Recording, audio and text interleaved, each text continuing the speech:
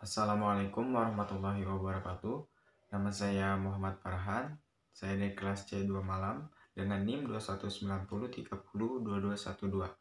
Di sini saya ingin mempresentasikan tentang tahapan-tahapan atau proses penerimaan karyawan baru.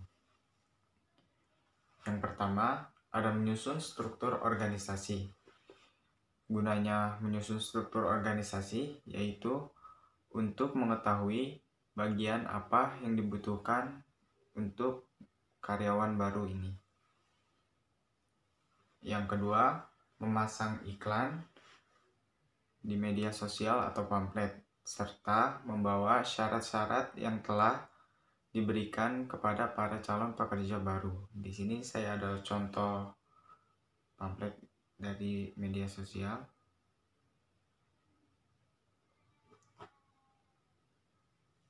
Yang ketiga, yaitu proses seleksi. Proses seleksi ini ada 5 tahapan. Yang pertama itu adalah penerimaan pendahuluan atau penyimpanan atau menyimpan berkas.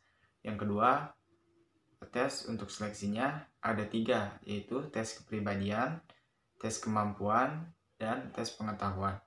Untuk tahapan ketiga itu ada wawancara.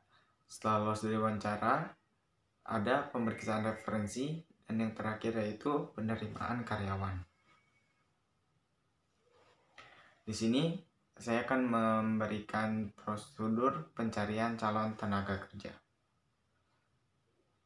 Dimulai dari membuat informasi lowongan pekerjaan, yaitu Departemen HRD membuka informasi lowongan pekerjaan berdasarkan spesifikasi yang dibutuhkan departemen yang membutuhkan. Yang kedua itu ada menyebar informasi lowongan pekerjaan.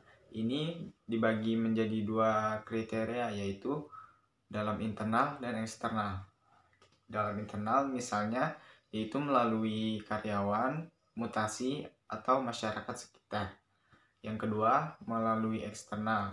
Eksternal ini biasanya melalui lembaga penyedia jasa, media cetak, atau media elektronik.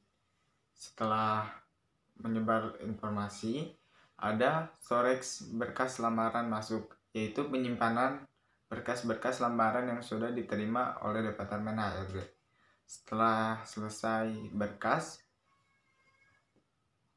berkas disimpan di HRD dan ditunggu untuk penyeleksian kembali.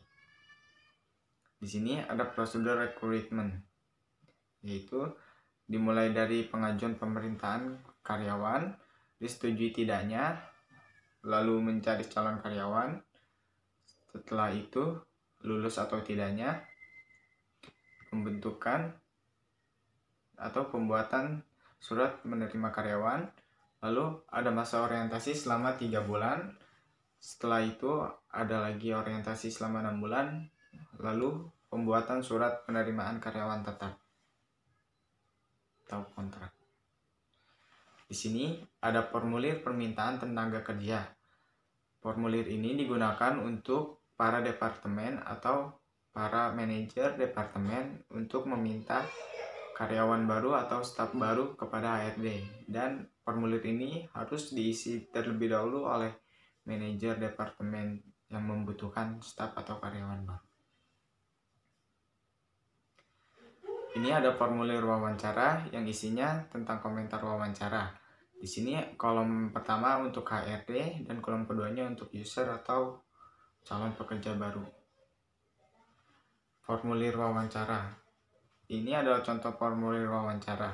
Di sini nanti HRD akan menilai apakah calon pekerja baru ini disarankan atau tidak disarankannya, atau bisa direkomendasikan kepada departemen yang membutuhkan staf baru atau tidaknya. Yang terakhir ada surat perjanjian kerja untuk waktu tertentu. Ini adalah tahap terakhir jika sudah lulus dari wawancara HRD dan manajer dari departemen yang membutuhkan pekerjaan tersebut.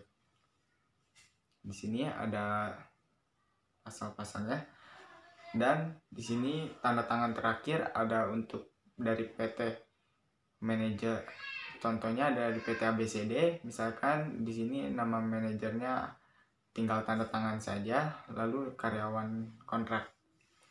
Sekian presentasi dari saya. Mohon maaf bila ada salah kata. Assalamualaikum warahmatullahi wabarakatuh.